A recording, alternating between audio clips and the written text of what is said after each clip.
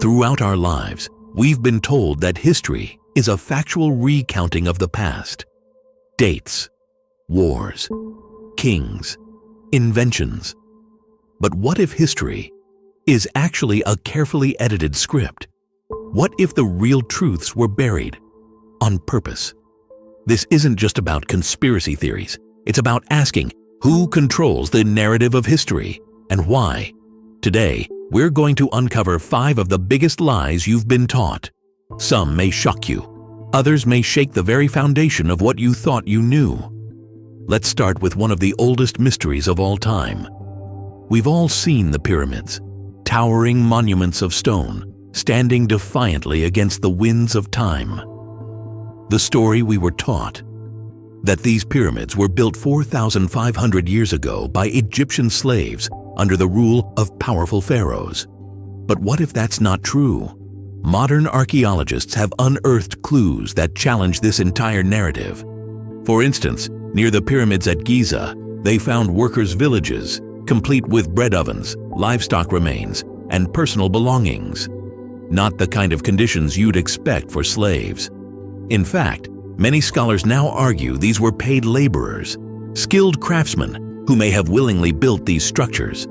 But the mystery goes even deeper. How were these pyramids built with such precision, aligning with celestial bodies, using blocks weighing up to 80 tons, with joints so tight a razor blade can't fit between them? Some researchers point to advanced lost technology, or even the possibility of help from a highly advanced civilization, human or not. There are hieroglyphs that depict strange flying objects, beings with elongated skulls, and tools we still can't identify today. Could it be that the pyramids are much older than we think? Some geologists suggest water erosion on the Sphinx dates it to over 10,000 years ago, placing it before known Egyptian civilization even existed. If that's true, who really built the pyramids? And why was the truth rewritten? They called it the Dark Ages. 1,000 years of ignorance, filth, and superstition, or so we were told. But what if this period wasn't dark at all? After the fall of the Western Roman Empire in the 5th century, Europe was supposedly plunged into chaos. No science, no article, no innovation. But recent research paints a very different picture.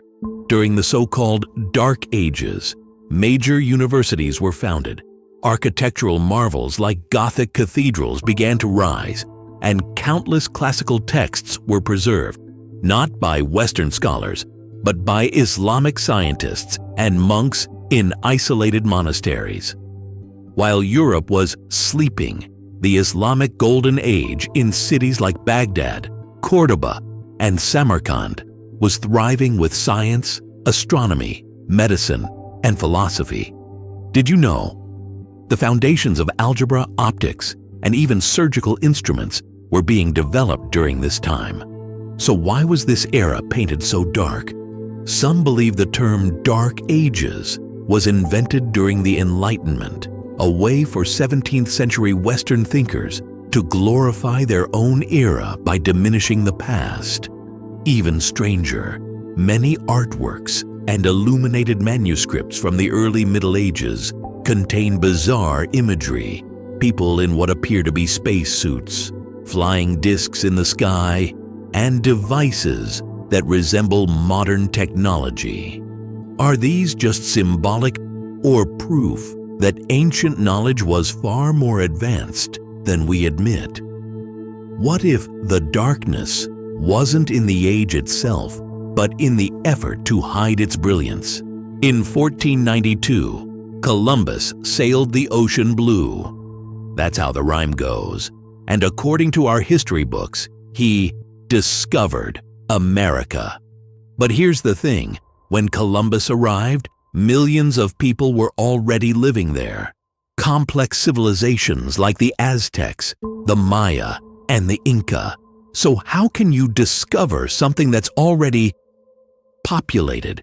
But let's go even deeper. What if Columbus wasn't even the first outsider to reach the Americas?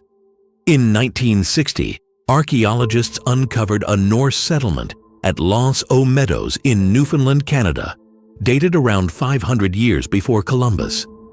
The Vikings, led by Leif Erikson, had built houses, worked with iron, and traded with indigenous people. The evidence is undeniable, but it gets even stranger. Some ancient Chinese records from the Ming Dynasty suggest that Chinese fleets led by Admiral Zheng He may have reached the American coasts decades before Columbus, with far superior ships known as treasure ships that dwarfed Columbus's tiny caravels. And then there's the Olmec heads, massive stone sculptures in Mexico that bear facial features not native to the Americas.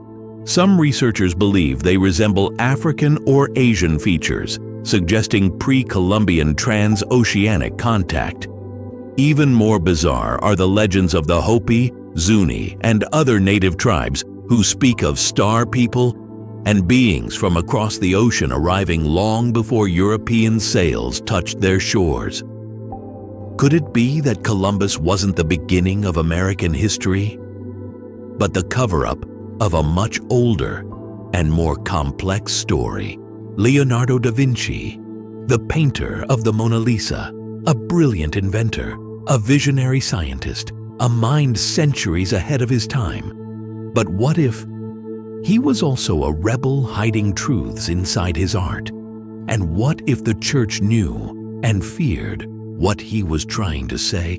Let's start with the Last Supper, one of the most iconic artworks in history. Look closer. There's no chalice, no holy grail in the image. And the figure to Jesus' right? That's not a man. Many believe it's Mary Magdalene, and the V shape between them forms a symbol of the divine feminine, a theory popularized by the Da Vinci Code, but based on real controversial interpretations. So was Leonardo hinting that Mary Magdalene wasn't just a follower, but something more? Maybe even Jesus' wife. Da Vinci's Vitruvian Man, the iconic sketch of perfect human proportions, may also encode sacred geometry, representing the unity of man, universe, and divine knowledge.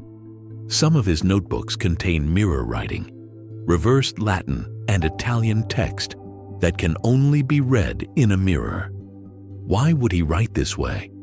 Was it just for privacy? Or was he concealing knowledge forbidden by the church?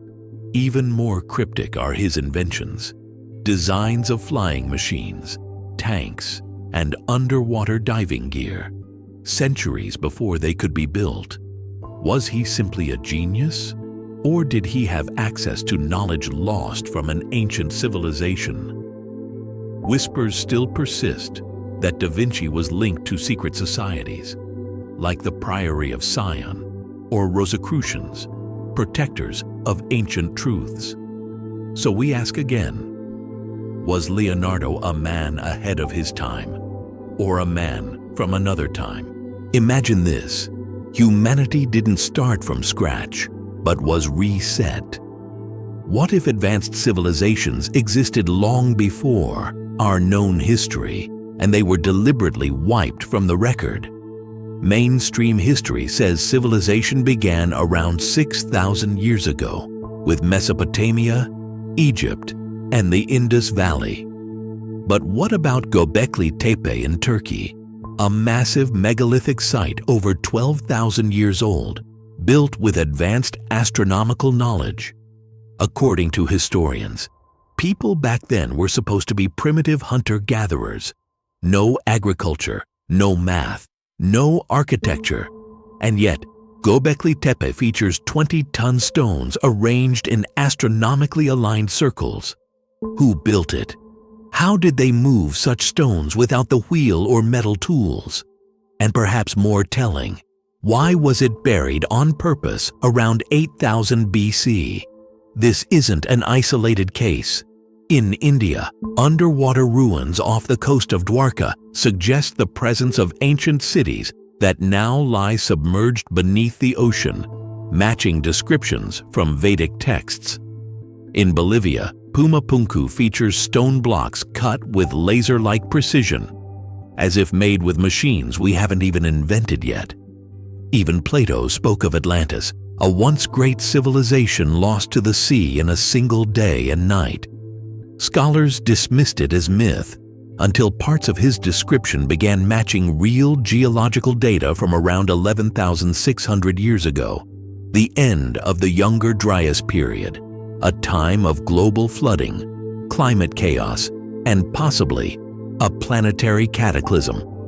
Now, scientists are seriously investigating the idea of a cosmic impact, a comet or asteroid strike that triggered a global reset. Some researchers link it to the Younger Dryas impact hypothesis, a theory suggesting that ancient civilizations were destroyed by fire, flood, and famine, and the survivors became the seeds of what we now call myth. But here's the real kicker. Many of the world's myths, from the Sumerians to the Mayans, from the Hopi to the Egyptians, all speak of a time before time, a golden age of gods, flying chariots, sky people, lost knowledge. Are these just stories or echoes of a forgotten reality? What if our true history isn't lost, but hidden? What if we're living in the ruins of something far greater, and the reason we don't remember is because someone didn't want us to? You've heard the stories. You've seen the cracks in the official timeline. The question is no longer, what if history is wrong? The real question is, who made it wrong? History is written by the victors, but truth survives in stone, in myth, and in whispers across time. Stay curious, stay questioning, because the past isn't behind us. It's still being rewritten, and you're part of the next chapter.